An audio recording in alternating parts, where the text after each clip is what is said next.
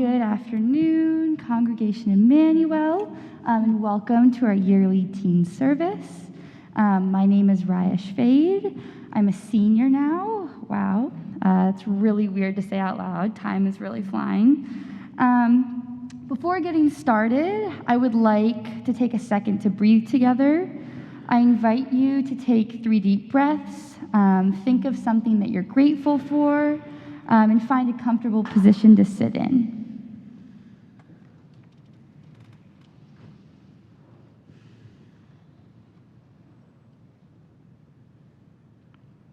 Thank you. I would like to thank everyone here, whether virtually or in person, for being as present as you can be, because I understand how challenging it has been to be present, specifically in the past 19 months.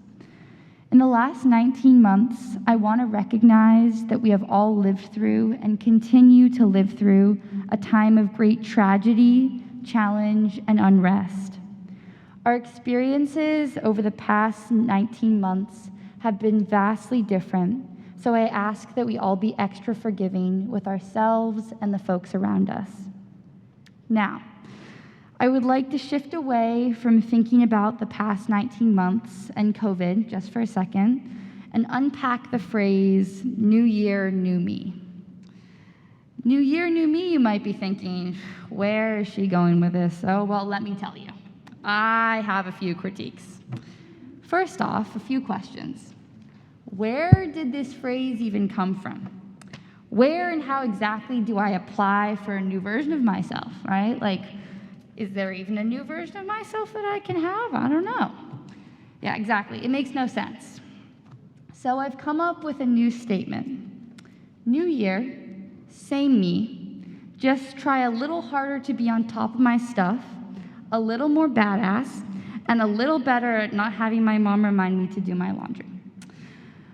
On this new wave of New Year, same me, just cooler, I want to talk about my goals for the new year. Well, actually, this year I've decided to not set goals, more like little daily reminders.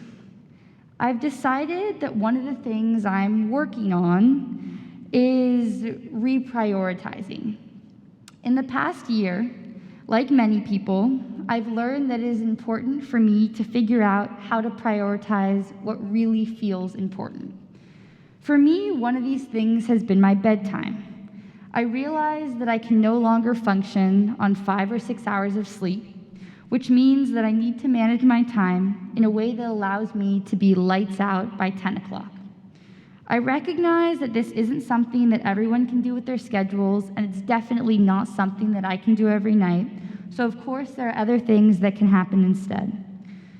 Another thing for me is quality time with people that make my heart smile. So this means goofy family dinners, spike ball with friends, sitting around the fire just chatting at night, movie nights, or just taking the time to sit down and peacefully stare into space. Last thing I'm working on is listening to what I need. I've realized that I need to work as a team with myself. So sometimes that means saying no and reprioritizing. I have found that unfortunately there is not enough time in the day to do everything that I would like. So knowing when my body is telling me that I just need to dance in my room while screaming Taylor Swift at the top of my lungs, I need to prioritize that. Obviously, yes, this is a lot to think about at once, so I'm going to give everyone a second to think of a 3-letter acronym for this coming year. For example, mine is TAP, T-A-P. Think about prioritizing. Now it's your turn.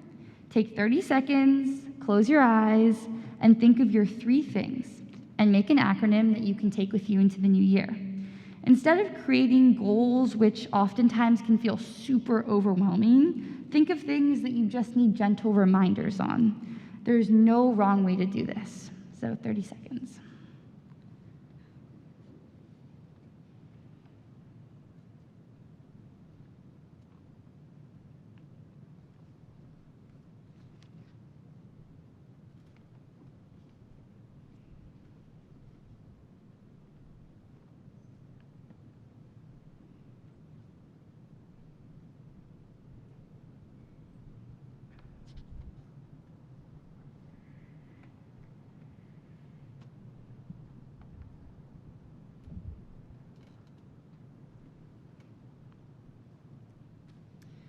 We live in a world where things are going at such a fast pace all the time.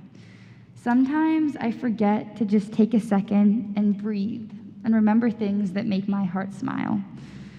When I say heart smile, it's a metaphor for things that make you genuinely happy. It could be a person, a place, an experience, or just something that randomly happens that you spend time thinking about after. It's that feeling where your heart feels warm and you feel safe. Yeah, it's the best feeling in the world, no matter how old you are. Think about this feeling and remember that it is important that your heart gets to smile. In fact, according to my parents, it's a necessity to living in our fast-paced world. So, as we go into the new year, remember what makes your heart smile, and in these crazy times, do what you can to make someone else's heart smile. Now, take your acronym, your smiling heart, and just reflect. Reflect on how you are going to become the more badass version of yourself.